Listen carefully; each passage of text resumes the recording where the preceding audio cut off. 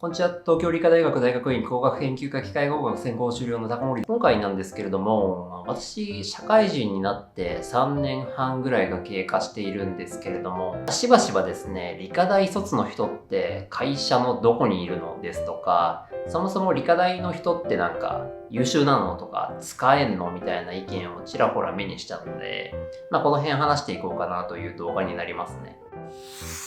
まずなんですけれども、理科大卒の人っていうのは、総じて優秀であるというふうに僕は感じています。これっていうのはですね、理科大の教育の結果かなと思っています。っていうのもですね、理科大の教育では徹底的な実力主義っていうのを謳っていて、一定の基準に満たない人は単位を上げないよみたいな、校風があるんですね。具体的なところでいくと、理系の大学ですんで、実験をしていくことが通常あるんですけれども、実験に伴って実験レポートですとか論文のちょっと簡易版みたいなドキュメント文章を書いていく必要があるんですね。そこでそういった文章を書いていくにあたってどういう風なフレームワークで書いていけばいいかですとか、科学的なことを扱うにはどういう風な考え方を持てばいいのかっていうところをですね、徹底的に叩き込んでくれるので、ですんで社会に出てからもですね、その辺の素地が整っている理科大卒っていうのは優秀かなというふうに感じていますね。私も理科大出身というところがありますので、若干色眼鏡で見ているところは許してほしいなと思います。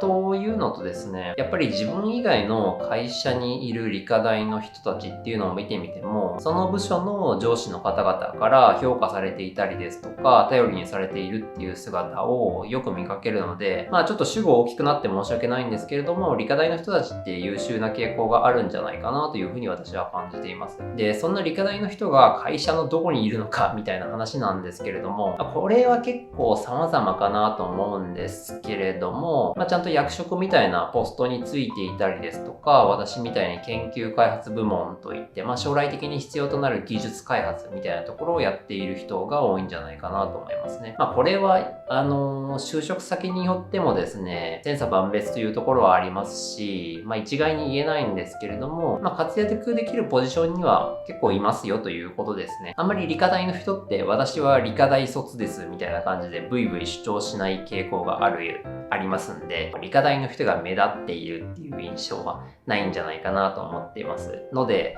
理科大の人ってどこにいるのみたいな、漠然とした問いが生まれてくるのも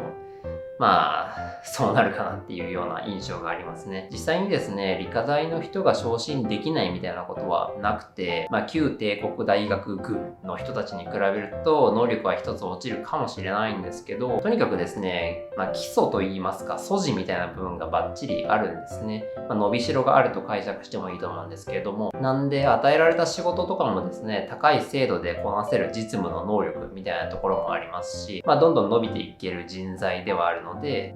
いいポジションに行きやすいような傾向があるんじゃないかなと思いますね。実際私の上司とか、そのまた上の上司とかも、奇遇なことに理科大卒っていうこともあってですね、上に上がれないっていうことはないんじゃないかなと思いますね。もちろん社会に出てからっていうのは、学歴って少なくとも私の会社はあんまり関係なくて、どっちかっていうと入社してから何を成したかとか、どういうふうに仕事に取り組んでいるのか、成果はどういうふうに出してきたかとか、実務的な能力の部分と、あとは人間関係周りですね。やっぱり周りの人から高評価とか、仲良くしているっていうと単純なんですけれども、そういった人たちって上に上がりやすい傾向がありますね。リーダーシップっていうのもいろいろな形があるとは思うんですけれども、孤立している人みたいなのが上に行くっていうことは、あんまないのかなという印象があるんで、実直で、謙虚な理科大